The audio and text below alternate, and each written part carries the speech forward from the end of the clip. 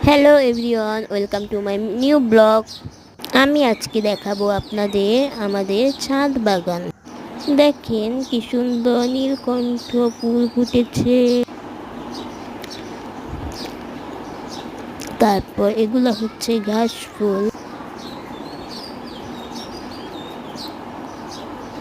এগুলা হচ্ছে কি সুন্দর নয়নতারা ফুটেছে।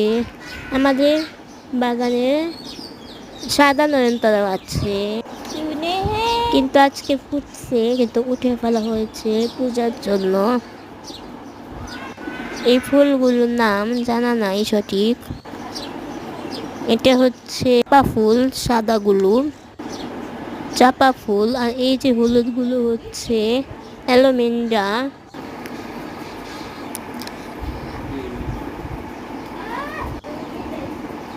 আজকে অনেক